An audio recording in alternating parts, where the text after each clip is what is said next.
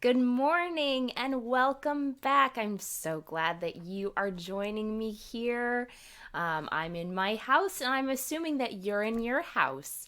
Last week, we went over David and Goliath, and I kind of gave you some homework about looking in the Bible for one or two examples of God's promises to his people. Did you find some examples? I hope that you did. Can you tell your parents or your siblings that you're watching this with? Do you remember what those promises were? I'll give you just a minute to talk about it.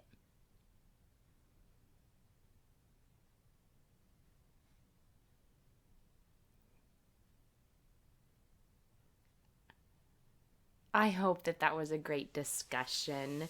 Today, we are going to be continuing on and we're going to be talking about Daniel and the king's dream.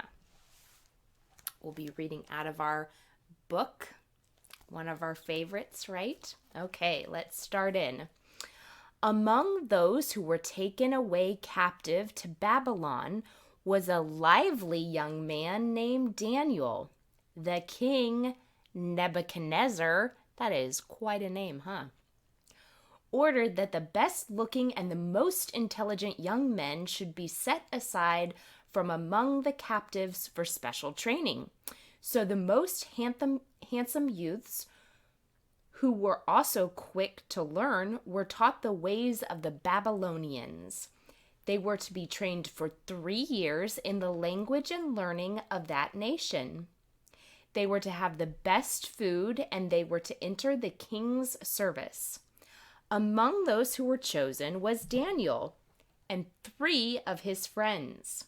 One day, Daniel and his friends said to the officer, "We cannot eat this rich food and drink this red wine." So back then, it was really a common thing for people to drink wine and beer at just regular intervals, much like we would drink maybe soda or Gatorade now. And it was watered down quite a bit. So this isn't the same as when you hear people going out and getting drunk on alcohol. This is different. Okay, so he said, "Give us plain food and vegetables to eat and water to drink." "I cannot do that," the officer replied. "You will not look well and healthy unless you eat our food and drink our wine." "Try my way for 10 days, Daniel said, "and see how we look then." The officer agreed, and at the end of the 10 days, Daniel and his 3 friends looked fresher and healthier than all the other men. The officer brought them to King Nebuchadnezzar, who was very pleased with them. He found that they were 10 times wiser and understood more than all the other wise men in the kingdom. Wow, that's a lot. One night, King Nebuchadnezzar had dreams which frightened him. Oh, have you had frightening dreams before? I know that I have. I hate when that happens. He was very disturbed, so he called his magicians, sorcerers, enchanters, and astrologers. So these were people, I know magicians in our day and age are ones that just do kind of card tricks or disappearing acts. But back then, they did mystical, magical things, and it was a form of witchcraft. So that's how it's a little bit different from the magicians that we talk about now. So he called all these people in and he said, "I have had a fearful dream. It must mean something. Tell me the meaning." "O king, live forever," they said. "Tell us your dream and we will tell you what it means. If you are as clever as you are supposed to be, you will tell me the dream as well as the meaning." "Sir," they replied, "no one can do that." Nebuchadnezzar was afraid and very angry. "Put all my wise men to death," he cried. Now Daniel and his friends were not there, but they found out about the king's decree And Daniel wanted to know why he and all the wise men were to be killed. So they told him. Daniel went to the king and told him that if he were to spare their lives, he would come back to the king the next day after he had prayed to the Lord. Then he went back to his friends and urged them to pray to God that their lives might be spared. That night the Lord revealed the mystery in a vision to Daniel. Then Daniel praised the God of heaven, and the next morning he went to Arioch.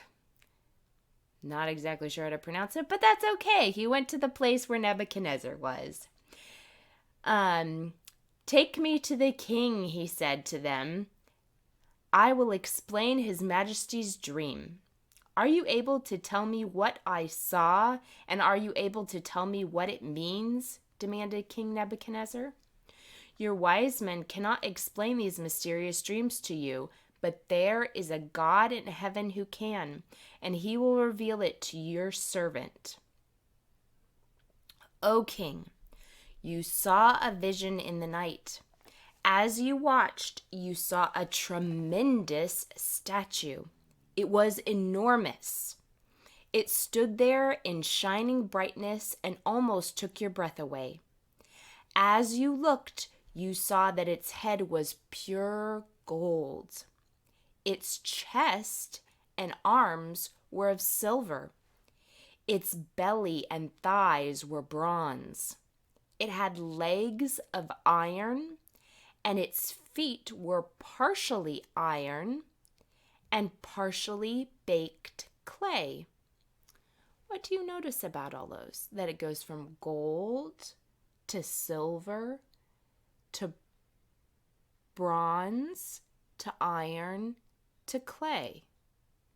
I wonder if Daniel's going to tell us. As you were watching, you saw a stone was being cut out. This stone struck the great image on its feet and smashed them into pieces.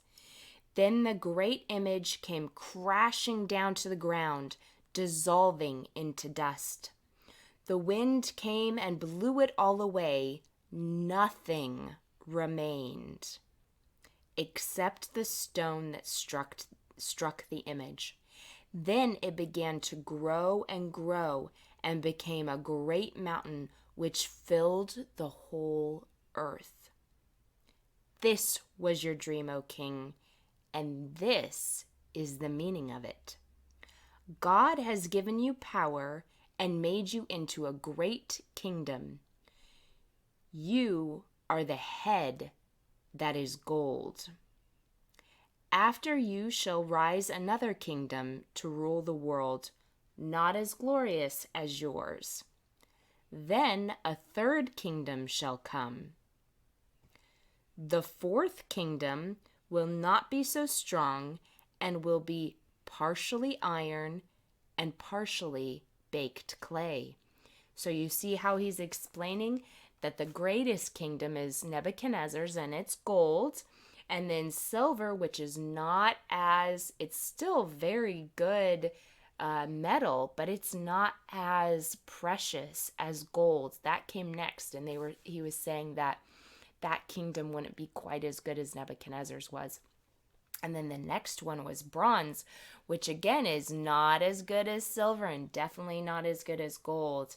And then iron and clay. So we're going down in how great the quality, how good the metal is. And that is a symbol for the decline of how good the kingdoms were going to be. In the days of those kings, the God of heaven, so he's talking about in the days when the kingdom comes that is represented by the clay feet, the God of heaven will set up a kingdom and it will fill the whole earth. It will never be destroyed. Nebuchadnezzar was so pleased with Daniel for telling him the meaning of the dream that he made Daniel ruler over the whole province of Babylon. So he's saying that God will come when that kingdom that was not very good, the clay kingdom, and God's kingdom was the big stone that came and crushed it, and all of it fell down. And then you remember that stone turned into a huge mountain that expanded and spread across the whole earth. And that's representative of God's kingdom that's going to come, and it's going to destroy the old ways, and it's going to stretch across the entire earth, and it cannot be destroyed. So he makes Daniel the ruler over the whole province of Babylon. He was also put in charge of all the other wise men.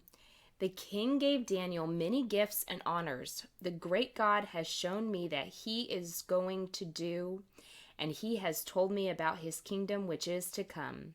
And Nebuchadnezzar praised the great God of heaven. What a fun story. And part of the thing that is great about it is even though Nebuchadnezzar was scared in there, nobody got hurt in this story, did they? It was just telling about a dream. So I'm going to share with you some verses. First, we're going to go over just a verse to encourage you guys for the rest of this week. And then I have a challenge of a verse for you to memorize. Okay, so the first one is Zechariah 14:9, and it is, "The Lord will be king over the whole earth. On that day there will be one Lord, and his name only."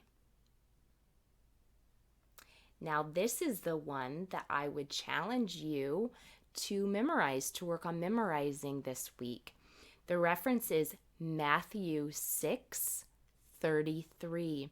And if you don't know how to find a verse in the Bible, we can go over that really quick. So you find your Bible. Okay. Matthew is in the New Testament, which means that it is towards the back of the Bible. And it is actually the first book in the New Testament.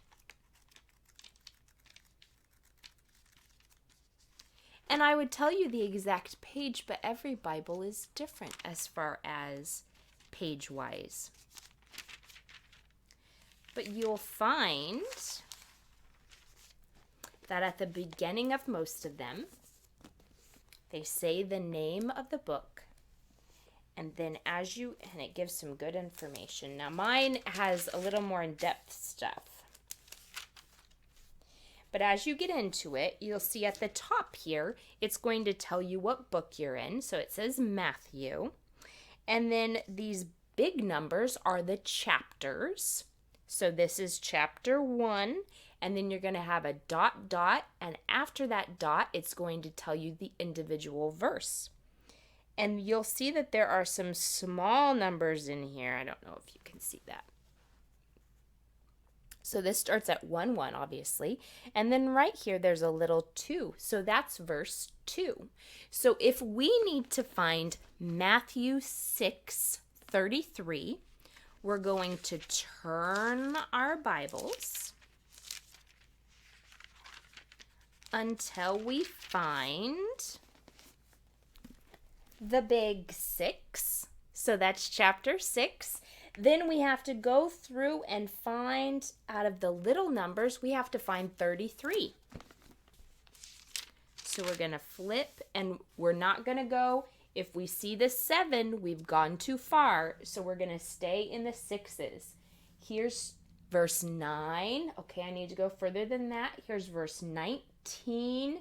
Here's verse 25. Let's see where it'll be in here somewhere. It's right here. It says 33. So I know that that is Matthew 6, verse 33. And the verse is, "But seek first the kingdom of heaven, and all his righteousness, and all these things will be given to you. I'm going to read it again. But seek first the kingdom of heaven and all his righteousness, and all these things will be given to you. That's Matthew 6:33. So I would encourage you to, one, practice finding verses in your Bible this week, but two, try to work on memorizing that verse.